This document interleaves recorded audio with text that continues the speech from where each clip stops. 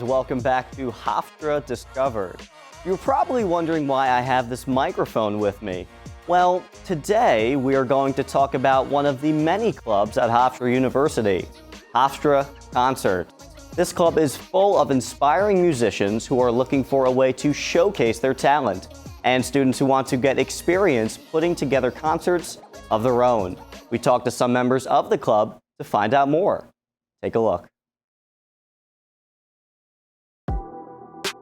Hofstra Concerts is really good if you want to learn about live concerts and booking live concerts. I still feel like I don't really know what I want to do. I feel like Hofstra Concerts provides people in the music business industry at Hofstra an opportunity to try different things out and see what they want to do in the future. I'm Jason Montez, so I'm the vice president of Hofstra Concerts, so that means that I'm kind of like the wild card. Wherever anybody needs somebody, I'll be there. I'm Amber Moriarty. I'm the coffeehouse chair for Hofstra Concerts, so I find all of the people that we need for all the concerts and the different events on campus. We host like a ton of events, and this year we started to do a lot more, but for the most part our biggest ones are the Music Fest in the spring, a Battle for Music Fest, which is where artists compete to open for the artists at Music Fest. We also have our coffee houses, which are every other week. Coffee house allows people a place to obviously show off their talent in music. This is a school where you don't even realize how much talent that we have here. I will meet somebody literally in the library just like tapping their thumb, and it turns out that they've been drumming for like 20 years and they know everything there is to know about the drums. Last year for Coffee House, we were in the back of the Student Center.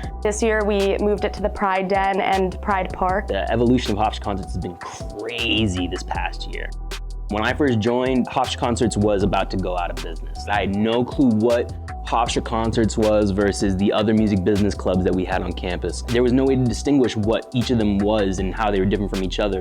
And I think that was the big issue because people were like, I don't know where to go if I want to help out with this or that or this. It was really just COVID. They were missing people. They were missing the hungriness of the people. The level of interest in music business and music in general here is increasing. The freshman class this year is like the biggest class of music business students, and we really see the freshmen who are involved. This freshman class, that sophomore class that we have now, man, dude, they're ready to work. From then on, it was just, we brought back coffee houses, we started just really promoting. There's now like 50 to 60 people at a show, where before it would be just our team because people would be like, what are they doing in the back of the Student Center? When you're there, you can count on a good show and count on a really attentive audience. Once we started saying like, this is us, this is who we are, this is what we do, this is our mission statement, people were like, got it, Hofstra Concerts does this, Hofstra Concerts does that.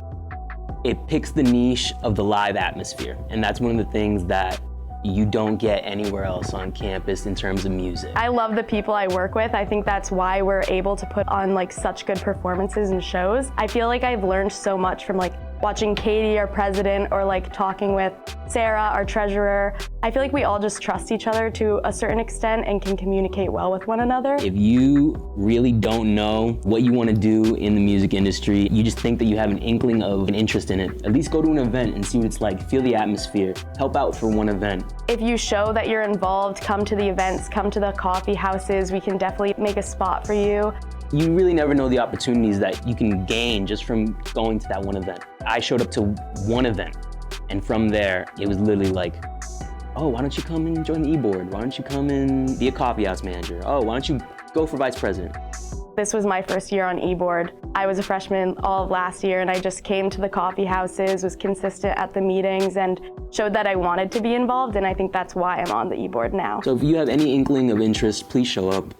You never know what's gonna come of it. You can hit us up on Instagram, at Hofstra Concerts. You can email us, hofstraconcerts@gmail.com. You could also reach out to me, and I will coordinate with you when you want to perform, if you are a performer. Any way you want to get in contact with us, we'll get in contact with you right back. We're available. It's not hard to get in contact with us if you really want to. At the end of the day, like, shows we put on are really like us celebrating like what we do behind the scenes. Welcome back. And now joining us in the studio, we have musical guest BACKSLACHE performing his song Inside the Dark. Take it away. Love doesn't grow inside the dark. It needs some sunlight on it. Love doesn't grow inside the dark. You need some sunlight. I've been finding myself in the dark. Where's my light? Where's my light? Every pity party I have, there's no invite. It's just a fight.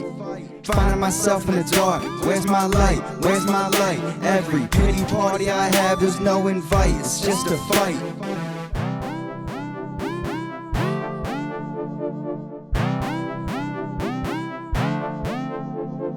Love doesn't grow inside the dark.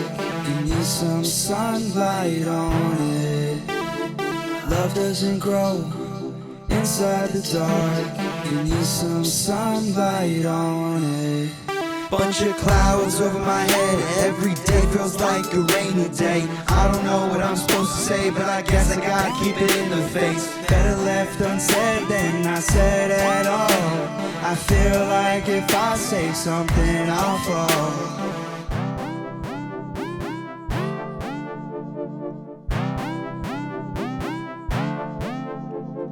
Love doesn't grow inside the dark. You need some sunlight on it. Love doesn't grow inside the dark. You need some sunlight on it.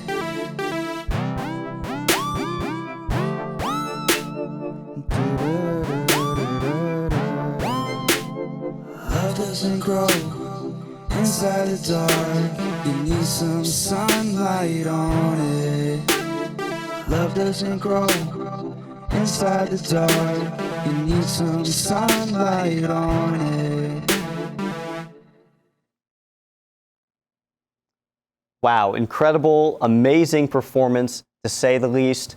You can listen to more of BACKSLACHE's music on SoundCloud. Hey, Backslash. Let me just say, that was, and I know I said it already, that was excellent. It had like a Post Malone-ish vibe. Is that what we're going for here? Oh, yeah, you know, I mean, I'm flabbered to be, you know, compared to a Post Malone type of person. No, really, it did. I was kind of jamming out. I felt like that 60-year-old grandma on the party that's got like her water in her hand and she's just doing a little sway back and forth. It was really good, seriously. It was good. I could hear that on the radio and listen to it. Enjoy Appreciate it. Thank you. Yeah, it takes a lot of hard work. Yeah, for sure. And I saw this hat that you were wearing. We were talking about it before, and I think it actually matches the outfit very well. You got the bracelet, the hat. What does the hat say? My script reading is terrible. Brixton. It's a Brixton hat. Brixton. Does that mean anything for your songs or anything? No, not necessarily, but it is a hat that I did wear in my subhead picture. So it's on Spotify. So it's like it's my head page. So it's, you know, it's got some meaning to me. Awesome. Well, I also want to go into a little bit of your backstory. So what kind of inspired you to get into music and singing? Oh, cool. All right. Well, for the most part, I was really big into like freestyling and like rapping with my friends. And like once like I got really like into that, I was just like, you know, maybe I should like, you know, dive into like just like making my own stuff and being kind of serious about it. And I remember senior year, we had like this meeting for worship thing, and I stood up and I said, like, I'm gonna start working on music and try and, you know, put myself in different lanes of life, you know, because I'm usually an athlete and I was specifically playing baseball at that point. Yeah, but, you know, once I made that vow, I just felt like I needed to stick to it, and, you know, I just continuously stayed willing to make music and everything. So, you know, now I'm doing it all the time and every day. That's excellent. And I know we just mentioned Post Malone, but what would you say your style of music really is to you? Because everybody can depict it in any way they want. So. Yeah, I mean, you know, it's hard to really put a name to my music because, you know, there's a lot of different like atmospheres to it. Like the beat that I go on doesn't necessarily match the vibe that I might, you know, put on with with my vocals. But I would say that a good person to compare me to it would be Post Malone, yeah, because I got a good like vocal range, but then I also like rap here and there, so you know there's a good combination between the two. Really? Yeah. Wow. So before we were talking about how you kind of looked a little country to me. I thought you were going to do some Luke Bryan kind of thing, but I like how you kind of meshed it in and did your own thing. So thank you. Seriously, it was fantastic, and thank you so much for joining us. We really appreciate it. It was absolutely a pleasure, and as always, thank you for watching this episode of Hofstra Discovered. To learn more about Hofstra, stay tuned for our next episode.